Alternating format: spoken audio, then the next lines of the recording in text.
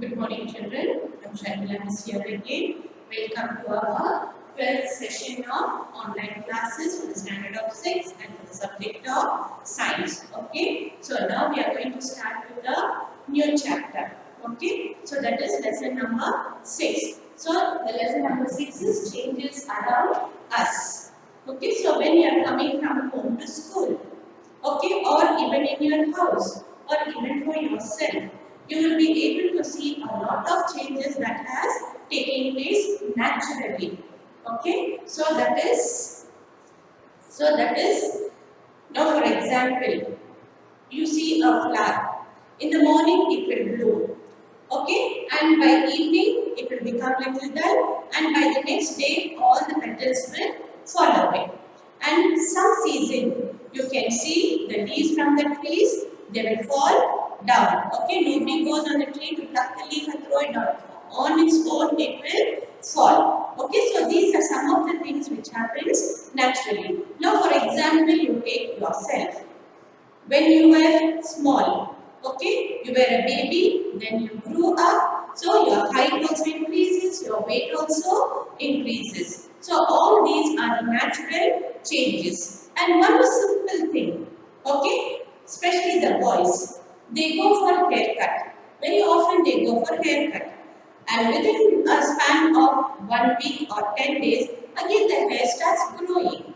Okay, so these are the changes which are taking place. And not only that, you trim your nails, you cut your nails, again within a matter of 1 week, your nails will grow again. So again you are going to cut it. So these are some of the changes which are taking place around us. So it is around us as well as to ourselves also. So there are many other changes which are taking place, and these changes, it can be classified into two groups. Okay, one is reversible changes and one more is non-reversible changes. Okay, so now I'll tell you what is the meaning of reversible change. Now for example, you take a paper, crush the paper, okay, crush it as much as you can or roll it nicely, and then after you open the paper, okay, the paper will be, the property of the paper will remain the same, but only thing, the shape may change or it will be crushed, but the property of the paper remains the same. You take a balloon, blow the air, blow the air into the balloon. So the balloon becomes little big. Remove the balloon from your mouth. Allow the air outside. So the air goes out into the atmosphere. The balloon which became little bigger after blowing. Before blowing it would have been small. But after blowing it would have become little bigger. Only the size of the balloon would have changed. But the property of the balloon remains the same. So these are some examples of reversible changes. Okay, reversible changes. Reversible changes means the original property of the substance which you get back again. That is called as reversible changes. Okay, so in your text also you can go through your text. You can see so many other examples so that you yourself can think and see what are the other things which has got reversible changes. Another example, you take a rubber band or an elastic, you stretch the rubber band, you see the size of it before it is stretched. So you check the size, so after that you stretch it 2-3 times. If you stretch, the rubber band will become a little bigger in size. But the property of the rubber band will remain the same. You will get back the original rubber band except for the size. The same thing with the elastic. So the elastic also, you keep stretching it again and again. So it loses, after some time it loses the elastic, it loses its property, but still the elastic will remain the same. So the things, even after so many changes it undergoes, but still we get back the original product. So that is called as reversible changes. Okay, now I will tell you what is the meaning of non-reversible changes. Non-reversible changes means the changes which takes place in the product, or in the material or in the substance. After the changes has taken place, you will not get back the original substance. Okay. Now, this reversible change, it can also be called as temporary change.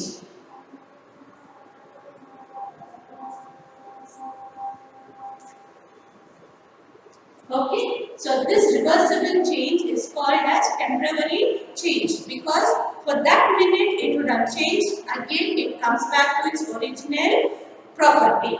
Okay, so that is temporary changes. So over here, non-reversible changes. Non-reversible changes means it is a permanent change.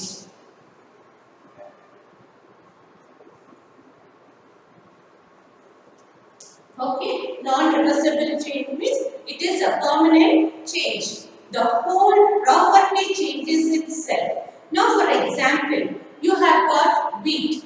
Okay, you are having the grains of wheat. Now, if you take it to the machine, they powder it. After powdering, if you think that you want the wheat back, from the powdered flour, will you get the wheat back? No, you will not get it. So, that is an example of non-reversible changes. Now, the same powdered flour, you bring it home. Mummy wants to make chapatis. Okay, so she pours water, she makes it into a dough. After making it into a dough, if you want the flour back, will you get it? No, you won't be able to get it. Once it is made into a dough, it is always a dough. Now this dough, what you do, you take, roll it, put it on the pan, you fry it, and the chapati is ready. So after the chapati is made, if you think, I don't want this chapati, I want back the dough, will you get back that dough again? No, once the chapati is made, the dough, the property of the dough is gone. Okay, so when it is the grain, it has the property of wheat grains. Once it is put into the machine and made it into the flour, the property of the grain is lost and it becomes a fine powder. And this fine powder mixed with water, it is made into a dough. So the fine powder loses its property and it is changing into a dough. Okay, and this dough, when it is rolled, fried and made into chapati, the property of the dough is lost and the chapati is made. So, during this non-reversible changes, the changes which take place is permanent, and even if you want also, you will not get back the original property of the product. So, that is called as non-reversible changes. And in this non-reversible changes, when one property is lost, a new product is formed.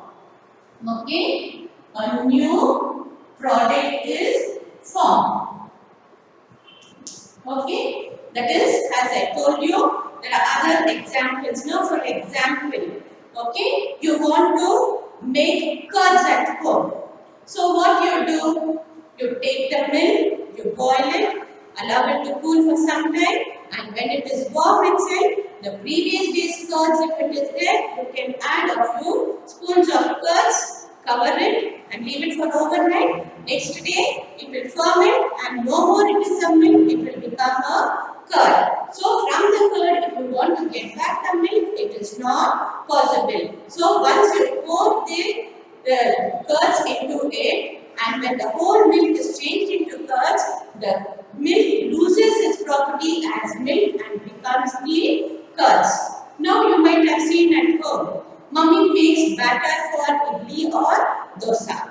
Okay, so once the rice is soaked, it is grinded, the rice loses its property and it becomes into a paste. And this paste, when it is made into dosa or idli, it loses the property of the paste and it becomes a cooked item. So, even if you want back the batter, you will not be able to get it. So, what is the new product you are getting? Okay. Now, as I told you, the milk, the new product what you get is the curds.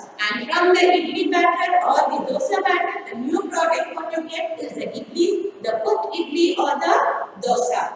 And from the wheat flour, if you want the new property, the last new item which is given out or the product which is given, that is the chapati. So these are called as non-reversible changes. Okay. So these are the two types of changes. One is reversible changes, that is called as the temporary change. Okay. And the next is non-reversible changes.